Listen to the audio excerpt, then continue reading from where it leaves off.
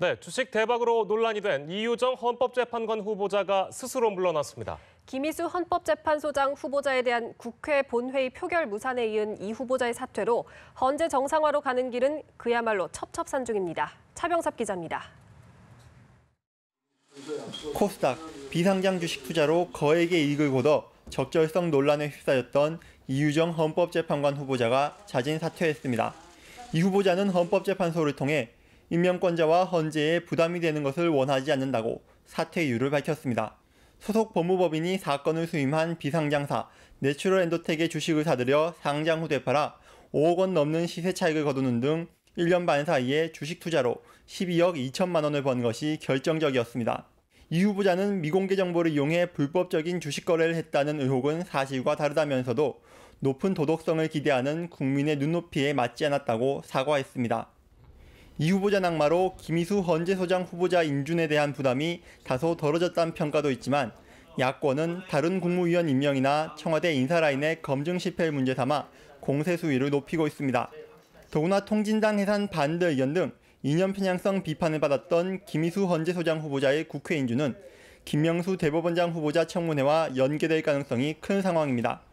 헌재는 지난 1월 박한철 전 소장 퇴임 이후 역대 최장 기간 동안 8인 체제로 유지되고 있는데 언제 다시 9인 체제로 정상화될 수 있을지는 여전히 안개 속에 있습니다.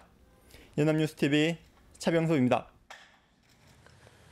이유정 헌법재판관 후보자의 자진 사퇴에 여당은 안타깝지만 존중한다는 입장을 내놨습니다. 네, 야당은 주식 거래 관련 의혹에 대해 끝까지 규명해야 한다고 목소리를 더 높였습니다. 국회 취재기자 연결합니다. 강은하리 기자.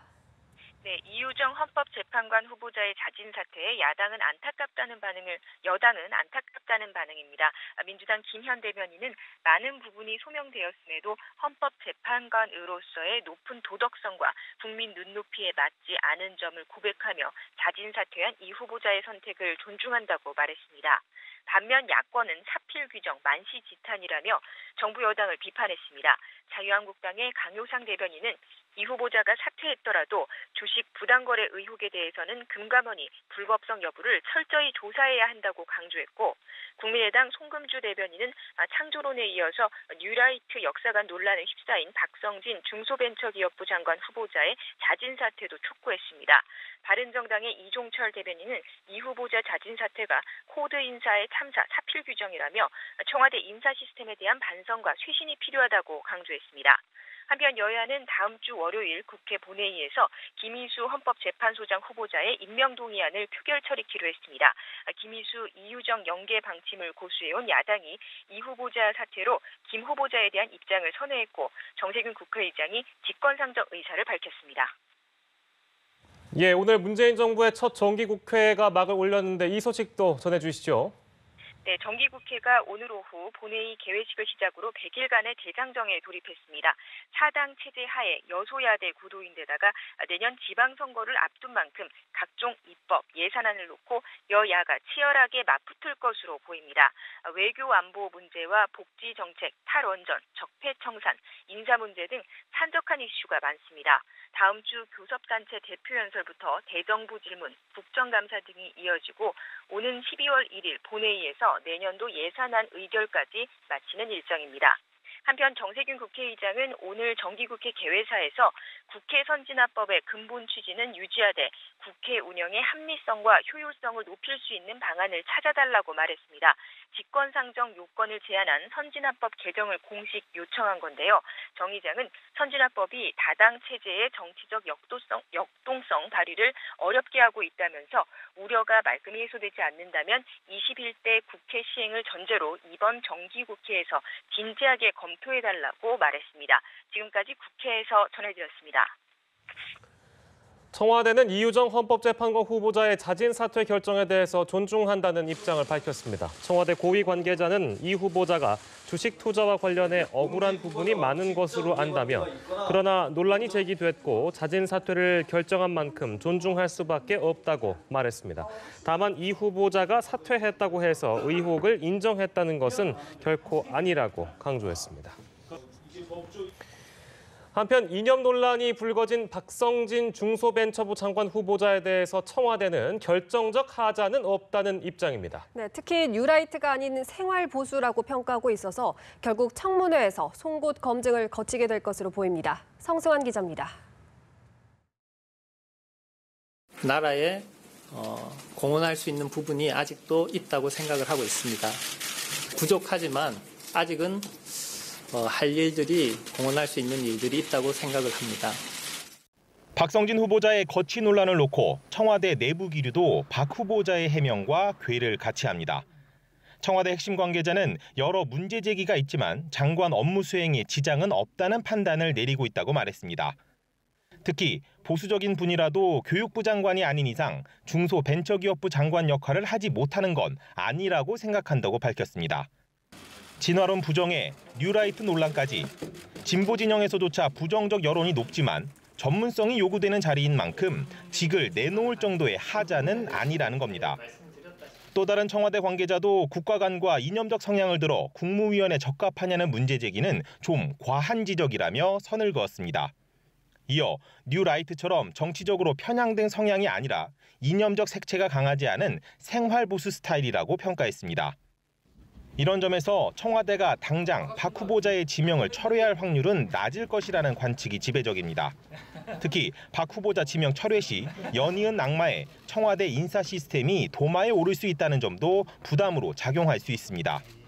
결국 박 후보자가 인사청문회에서 송곳 검증을 어떻게 통과할지, 진보 성향 지지자들을 어떻게 설득할지가 관건이 될 전망입니다. 연합뉴스TV 성소환입니다. 국회 산자위는 박성진 중소벤처기업부 장관 후보자 인사청문회를 오는 7일에서 11일로 연기했습니다. 여당은 청문회 진행을 위한 자료 준비가 부족하기 때문이라고 설명했지만 야당은 박 후보자의 자질 논란과 관련해 청와대의 입장 표명이 필요하다는 입장을 밝혔습니다. 이에 따라 박 후보자 청문회 일정을 확정하기 위한 전체 회의도 오는 5일로 늦춰졌습니다.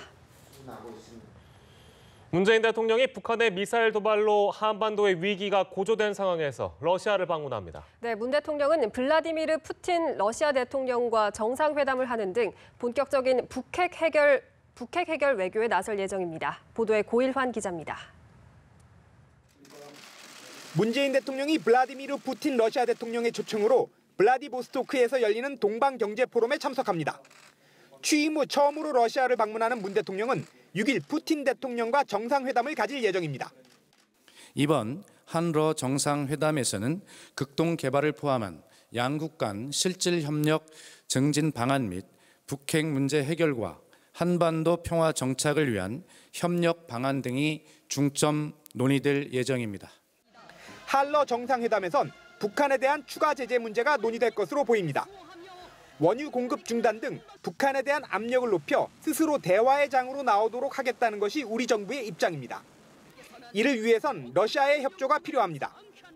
보다 구체적이고 효과적인 대북 대책이 담긴 유엔 안보리 제재 결의안을 추진할 것과 이 과정에서 한미일이 논의를 주도하면서 중국과 러시아의 협력을 얻기 위해 문 대통령은 몽골 대통령과도 정상회담을 열어 북한 문제 등을 논의할 예정입니다. 또한 청와대는 한일 정상회담 일정도 조율 중입니다. 중국도 리커창 총리가 동방경제포럼에 참석할 경우 회동이 추진될 것으로 알려졌습니다. 한편 청와대는 최근 전술핵 재배치론에 대해선 선을 그었습니다. 청와대 고위 관계자는 정부 차원에서 전술핵과 관련된 내용을 검토한 바 없다고 밝혔습니다. 이 관계자는 최근 한미 국방장관 회담에서 전술핵 배치 문제가 언급된 데 대해 자주 국방력을 강화하기 위한 국내의 상황을 설명하는 과정에서 언급된 것이라고 설명했습니다. 연합뉴스TV 고유란입니다. 한미일 3국 국방당국이 오늘 화상회의를 통해 북한의 중거리 탄도미사일 화성 12형 발사와 관련한 정보를 공유하고 대응 방안을 논의했습니다. 회의에는 우리 측 박철균 국방부 국제정책차장과 미국 앤드루 윈터니츠 국방부 동아시아 차장 대리, 일본 야마토타로 방위성 방위정책과장이 각각 대표로 참석했습니다.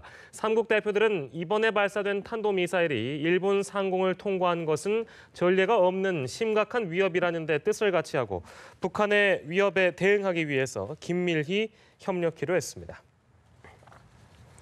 1998년 판문점 공동경비구역 JSA 벙커에서 머리에 총상을 입고 숨진 채 발견됐던 김훈 육군 중위가 19년 만에 순직 처리됐습니다. 국방부는 지난달 31일 중앙전공사상심사위원회를 열어 진상규명 불능 사건인 고 김훈 중위 등 5명에 대해 열띤 논의 끝에 전원 순직으로 결정했다고 밝혔습니다. 국방부는 김훈 중위 사건이 직무 수행 등 공무 관련성이 있는 만큼 순직으로 인정하기로 했다고 설명했습니다. 1998년 당시 군 수사당국은 김훈 중위가 권총 자살한 것으로 결론을 내렸지만 손목시계 파손 등 일부 정황 때문에 피살 가능성이 꾸준히 제기되었습니다. 국민의당이 지난 대선 패배 원인을 다양하게 분석한 대선 평가 보고서를 공개했습니다. 네, 보고서는 지난 대선 후보였던 안철수 대표가 선거 승리의 전략도 정책에 대한 철학도 보여주지 못했다고 강하게 비판했습니다. 정영빈 기자입니다.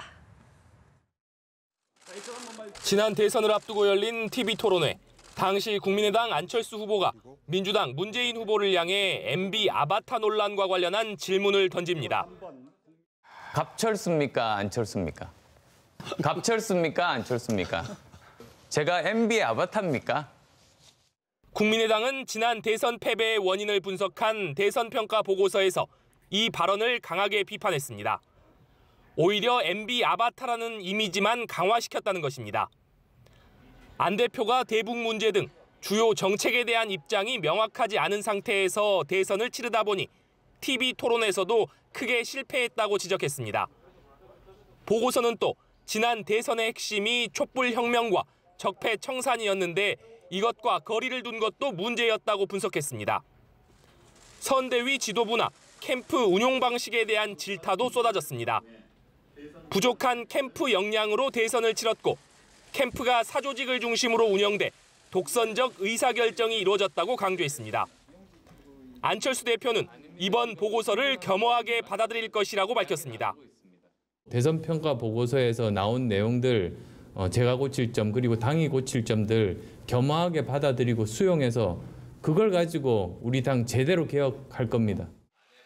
이번 보고서 공개를 계기로 당내에서 안철수 책임론이 다시 수면 위로 떠오를 가능성도 배제하기는 어려워 보입니다. 연합뉴스TV 정영빈입니다.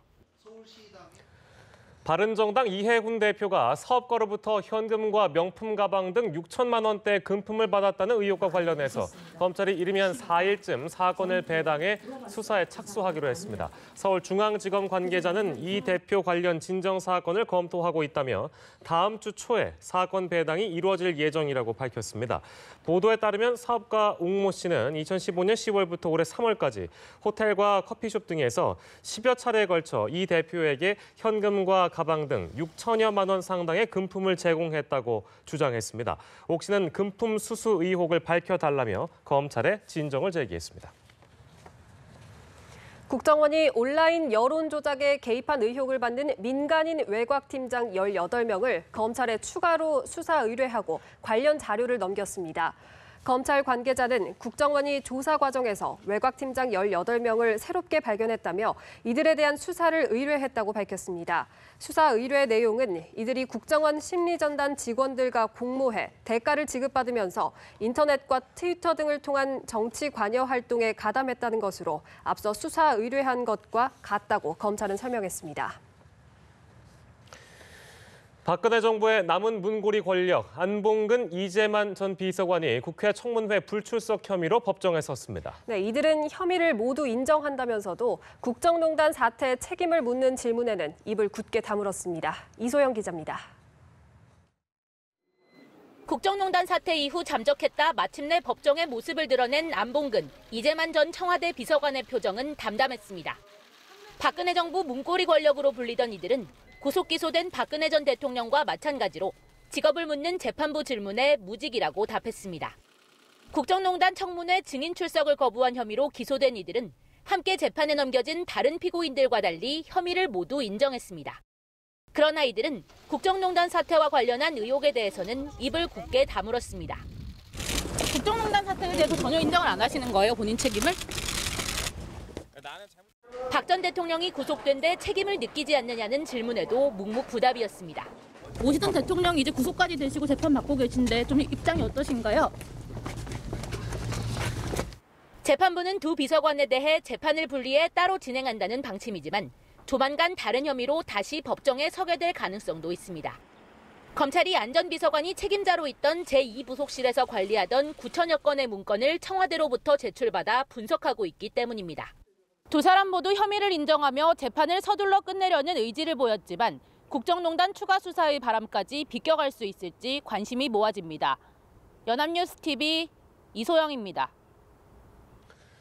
청년 수당을 둘러싸고 대립각을 세웠던 서울시와 보건복지부가 1년 만에 손을 잡았습니다. 네, 양 기관이 청년 수당 관련 소송을 서로 취하하고 앞으로 협력하기로 해서 지난해 수당을 받지 못했던 청년들이 구제받을 수 있게 됐습니다. 김수강 기자의 보도입니다. 박원순 서울시장과 박능우 보건복지부 장관이 한자리에 모였습니다. 보건복지부와 서울시는 청년수당과 관련해 상호 간에 제기했던 소송을 취하하기로 한 공동 입장문을 발표하고 서명했습니다.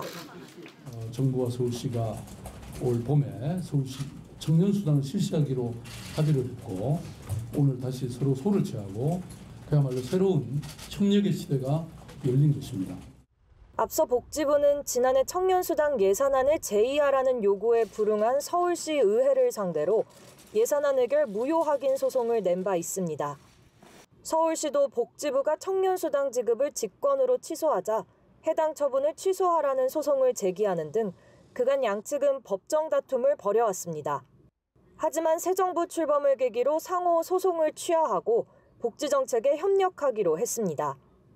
모범적인 지방정부의 가버넌스 사례를 확산하고 지방자치단체가 국가적 정책과 조화를 이루는 가운데 지역적 특성을 반영한 복지 행정을 적극 보장할 수 있도록 제도와 행정적 절차를 개선해 나가겠습니다. 양측의 화해로 지난해 서울시 청년수당 사업에 선정되고도 수당을 받지 못한 청년들 가운데 1,000명가량이 구제될 것으로 전망됩니다. 연합뉴스TV 김수강입니다. 법적으로 자영업자로 분류되는 택배기사들이 노동조합 설립을 신청했습니다. 민주노총 서비스연맹 소속 택배연대 노조는 오늘 기자회견을 열고 전날 서울지방고용노동청에 설립 신고를 했다고 밝혔습니다. 택배기사는 실질적으로 택배회사의 업무 지시를 받아 일하지만 법적으로 자영업자로 분류되는 이른바 특수고용직입니다. 지금까지 법외 노조로 활동해온 택배연대 노조는 정부가 당장 보호해줄 수 없다면 택배 노동자 스스로 권리를 지킬 수 있게 노조를 보장하라며 노조 설립 필증 발부를 요구했습니다. 예, 2분기 경제 성장률이 0.6%로 나왔습니다. 그런데 우리 기업들의 해외 배당이 크게 늘면서 국민들의 실질 소득이 줄었습니다. 실제로 쓸 돈이 없다는 의미인데요. 6년 6개월 만에 최대 감소폭이지만 한국은행은 일시적 현상이라고 설명했습니다. 박진영 기자입니다. 올해 2분기 우리나라 경제 성장률은 0.6%로 집계됐습니다. 1분기 1.1%에 비해 절반 수준에 그치면서 다시 0%대로 떨어졌습니다. 중국의 사드 보복이 큰 영향을 미쳤습니다. 관광객 등 외국인의 2분기 국내 소비는 전분기 대비 24% 줄었는데 2009년 2분기 외환위기 때 40% 감소한 이래 최대폭입니다. 새 정부 출범 기대감으로 민간 소비가 1분기 0.4%에서 2분기 1%로 껑충 뛰었고 정부 소비와 설비 투자도 개선됐다지만 줄어든 실질 국민 소득이 발목을 잡았습니다. 실질 국민 총소득 GNI는 교육 조건이 악화되고 국외 순수 지요소 소득이 줄어들면서 전기 대비 0.6% 감소하였습니다. 작년 3분기에 0.4% 감소한 이후 9개월 만에 마이너스고 수치로는 2010년 4분기에 1.7% 줄어든 이후 최대폭입니다. 실질 국민 소득의 마이너스는 국민의 실질적 구매력, 즉 지갑 속 쓸 돈이 줄었다는 의미입니다. 한국은행은 삼성전자가 2분기에 1조 1천억 원을 중간 배당하는 등 우리 기업들의 배당 시점 변화 때문이라며 일시적인 것으로 설명했습니다. 연합뉴스TV 박진영입니다. 삼성전자가 최근 출시한 신형 스마트폰 갤럭시 노트 8의 출고가가 100만 원을 넘을 전망입니다. 고동진 삼성전자 사장은 갤럭시 노트 8의 국내 출시 가격과 관련해 100만 원 밑으로 낮추기 어려울 것 같다고 밝혔습니다. 고 사장은 갤럭시 노트 8 출시 행사장에서 가능하면 일자는 안 보고 싶다고 말한 것에 대해 사과하고 현재 출고가 결정을 위한 마지막 조율을 하고 있다고 설명했습니다. 삼성전자는 다음 달 7일에 시작되는 갤럭시 노트 8의 사전 판매에 앞서 다음 주 초 출고가를 확정할 예정입니다. 서울 명문대에 다니는 의대생이라고 속이고 여성 간호사들을 상대로 돈을 뜯어온 20대 남성이 경찰에 붙잡혔습니다. 피해 여성이 9명이나 됐는데 일부는 성관계 영상 등의 발목이 잡혀 수천만 원을 뜯기기도 했습니다. 조성음 기자의 보도입니다. 지난해 3월 서울의 한 병원에 남자 환자가 찾아왔습니다. 180cm가 넘는 키에 잘생긴 외모였는데 며칠 동안 진료를 받는 동안 간호사 A씨는 이 환자에게 빠져들었습니다. 주말 부부였던 A씨는 이 남성과 영화를 보거나 카페를 찾는 등 사적 만남을 늘려갔습니다. 이 남성은 21살 오모 씨로 서울 명문대에 다니는 의대생이라고 소개했습니다. 하지만 즐거웠던 시간은 잠깐이었습니다. 오 씨는 스마트폰 결제가 가능한 치킨 등을 주문해달라고 하더니 월세나 전기요금도 내달라고 요구했습니다. A씨는 헤어지자고 했지만 발목이 잡힌 뒤였습니다. O씨가 A씨의 남편에게 폭로하겠다는 협박에 4천만 원을 건넸고 추가로 5천만 원을 주기로 합의도 했습니다. 경찰이 공갈과 사기, 성폭력 특례법 위반 혐의로 O씨를 구속했습니다. O씨는 지난 3월에는 채팅 사이트에서 만난 간호사와 성관계를 하고 협박해 600만 원을 뜯어냈습니다. O씨는 이번에도 의대생이라고 속였지만 고졸 출신의 실업자였습니다. 경찰은 압수한 휴대전화에서 나온 성관계 영상과 알몸 사진 등을 토대로 O씨가 여성 9명을 협박한 사실을 밝혀내고 추가 조사를 벌이고 있습니다. 연합뉴스TV 조성흠입니다. 충남 천안 서북경찰서는 오늘 자신의 누나가 근무하던 회사에 불을 지른 혐의로 49살 A씨를 붙잡아 조사 중입니다. A씨는 이날 0시 55분쯤 천안시 서북구 업성동 한 물류센터에 라이터로 불을 지른 혐의를 받고 있습니다. 이 불로 선박 엔진 및 배 부속품, 센터 내부 2천여 제곱미터가 타 4억 9천만 원 상당의 피해를 냈습니다. A씨는 범행 당시 누나에게 전화해 생활비를 주지 않으면 회사에 불을 지르겠다고 협박한 것으로 알려졌습니다. 경기도 안성에서 50대 주부를 살해한 사건의 용의자가 숨진 채 발견됐습니다. 오늘 오전 10시 반쯤 충남 천안시 한 신축상가 1층에서 30살 A씨가 목을 매 숨져 있는 것을 추적 중이던 경찰이 발견했습니다. A씨는 유서에 금품을 훔치러 들어갔다가 살인까지 하게 됐다는 내용을 남긴 것으로 전해졌습니다. 경찰은 어제 오후 6시 20분쯤 안성의 한 농가주택에서 57살 B씨가 흉기에 찔려 숨진 채 발견되자 인근 CCTV 영상을 분석해 A씨를 쫓고 있었습니다.